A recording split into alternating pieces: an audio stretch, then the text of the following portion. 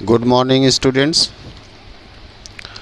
मैं इसके पहले जहाँ तक व्याख्या मीराबाई के पद पाठ की किया था, उसी की आगे मैं आज व्याख्या करने जा रहा हूँ। यहाँ तक मैंने कर दिया था कि संतन ढिग बैठी बैठी लोक लाज खोई। मीराबाई ने सत्संग करके, संतों के साथ बैठ उठकर, संतों के साथ व्यवहार करके सामाजिक पारिवारिक मान मर्यादा को खो दिया है। यहाँ तक व्याख्या हो चुकी थी। आगे देखते हैं। असुवन जल सींच सींच प्रेम बेली बोई। असुवन जल सींच सींच। असुवन जल अर्थात आंसू रूपी जल और प्रेम बेली, प्रेम रूपी बेली, यहाँ पर रूपक अलंकार है। आंसू रूपी जल, असुवन जल, आंसू रूपी जल और प्रेम बेली, प्रेम रूपी बेली अर्थात लता, इन दोनों में रूपक अलंकार है। मीराबाई कहती हैं कि मैंने अपने कृष्ण के प्रति जो प्रेम है वह ऐसे ही नहीं प्राप्त किया है, उसके लिए बड़ी तपस्या की है, बहुत दुख सहे हैं, बहुत कष्ट सहा है। वो कहती हैं आंसुअन जल सींच सींच, मैंने अपने आंसू रूपी जल से प्रेम सींचा है। क्या सींचा है? मैंने अपने आंसू रूपी जल से सींचा है। क्या सींचा है? प्रेम बेली अर्थात कृष्ण के प्रति जो मेरा प्रेम है यह एक लता की तरह है। इस लता रूपी प्रेम को मैंने अपने आंसू रूपी जल से सींचकर बोया है और पल्लवित पुष्पित किया है। अर्थात इस प्रेम रूपी बेली को, लता को पल्लवित पुष्पित करने में मीराबाई को बहुत कष्ट सहना पड़ा है। वो आगे कहती हैं अब त बेली फैल गई आनंद फल होई।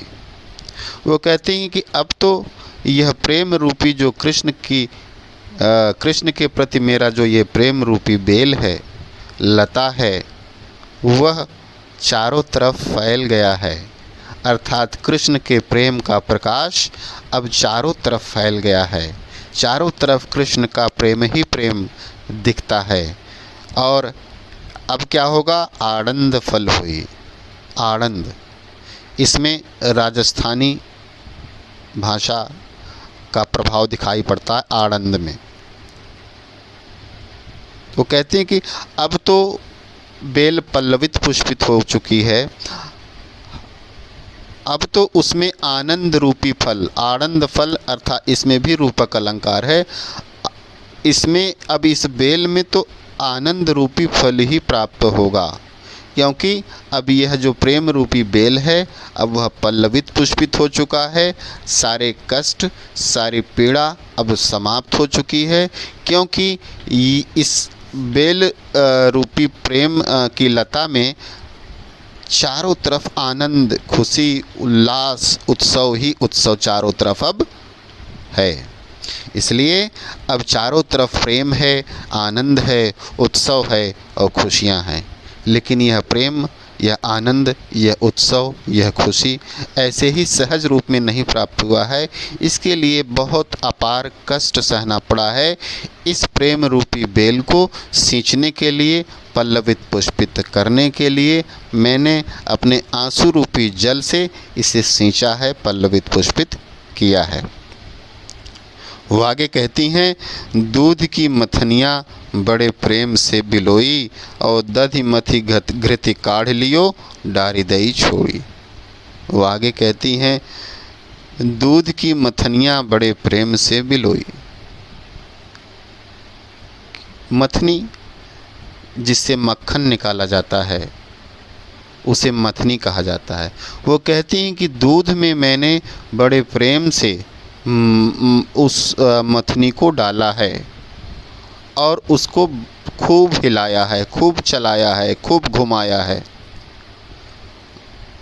गांव में दूध से मक्खन निकालने के लिए मथनी का प्रयोग किया जाता है और जब दूध से मक्खन निकल जाता है तो उसमें छोई अर्थात केवल छाछ मट्ठा ही बचता है। वही बात वो कह रही हैं यहाँ प्रतीकात्मक रूप से। वो कृष्ण के प्रेम की गहराई को यहाँ पर व्यक्त कर रही हैं। वो कहती हैं दधि मथि घृति काढ़ लियो। इस दधि का मतलब दही, इस दही को मथि मतलब मथ कर, घृत मतलब देशी घी, काढ़ लियो अर्थात निकाल लियो। वो कहती हैं कि इस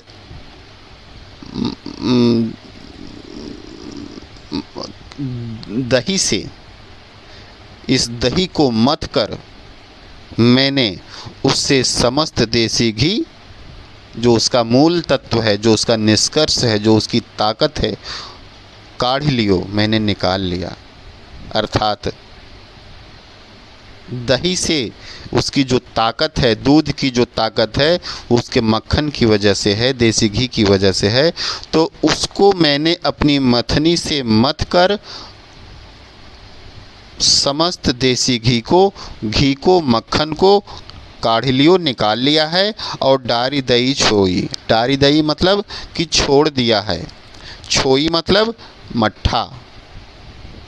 और जो मैंने मट्ठा है, जो बेकार की चीज़ है, जिसमें अब कोई तत्व नहीं है, उसको मैंने छोड़ दिया है। अर्थात जो कृष्ण का जो प्रेम है वह देसी घी है।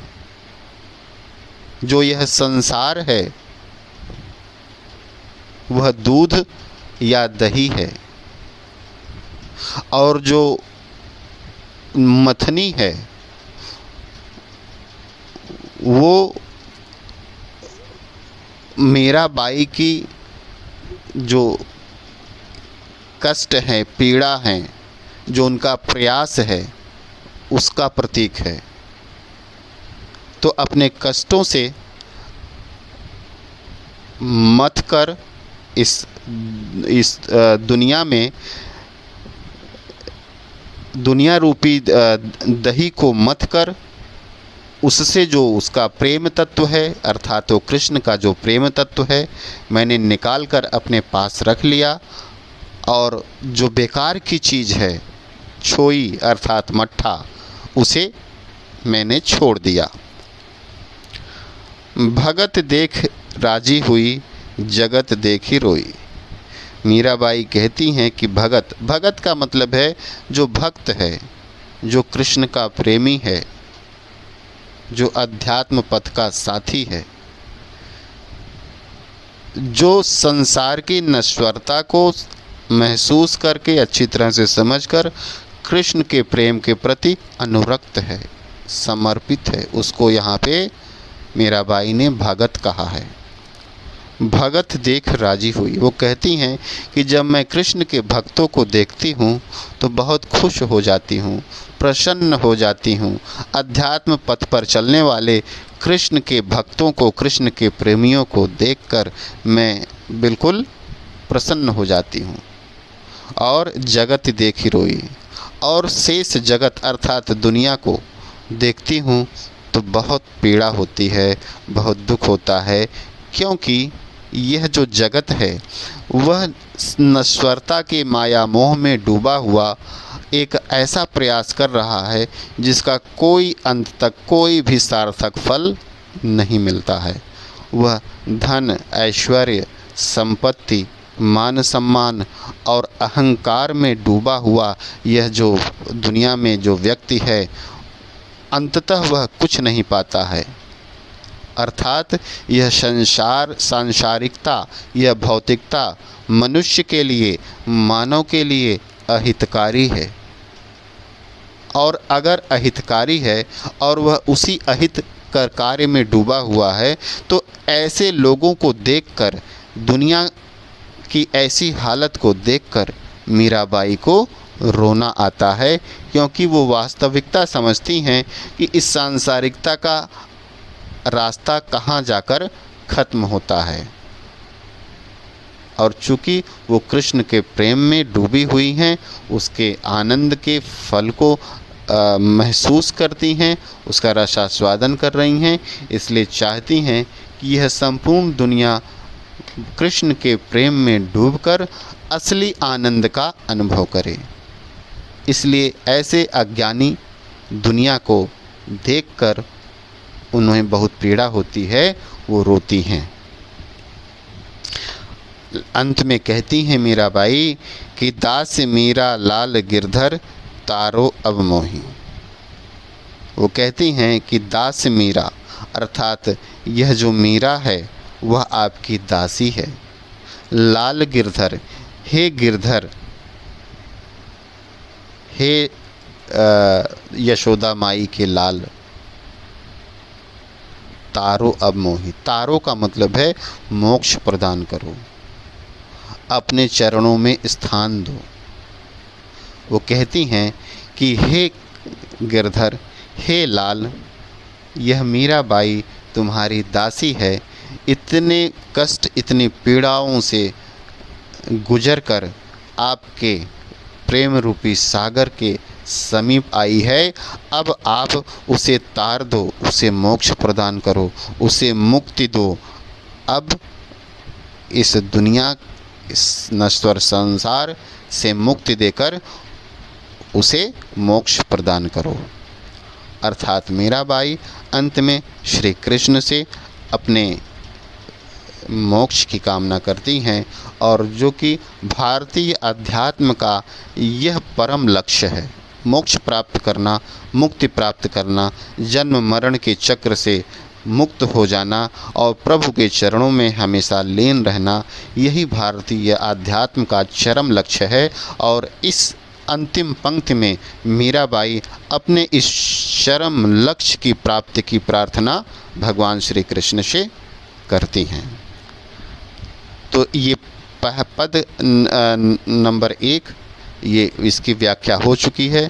यह जो पद है इसकी भाषा ब्रज भाषा है, बड़ी सरल, सहज और ब्रज भाषा का इस प्रयोग किया है मीराबाई ने। इसमें राजस्थानी भाषा का पर्याप्त, जैसे आनंद मैंने पहले ही बता दिया है, प्रभाव दृष्टिगोचर होता है। इन्होंने प्रतीकों का प्रयोग बड़े सरल सहज रूप में किया है, जैसे प्रेम बेली या फिर आनंद फल, आंसुअन जल। मतलब उन्होंने ऐसे ऐसे प्रतीकों का प्रयोग किया है जो जीवन में सरल सहज रूप से समझा जा सकता है। लक्षणा शब्द शक्ति और अभिधा शब्द शक्ति से यह जो पद है वह युक्त है, और इसमें अपनी भक्ति को, अपने प्रेम को प्रदर्शित करती हैं मीराबाई। इस तरह से यह जो मीराबाई के पाठ का प्रथम पद है यह संपूर्ण होता है। अगले वीडियो में मैं पद नंबर 2 की व्याख्या प्रारंभ करूँगा।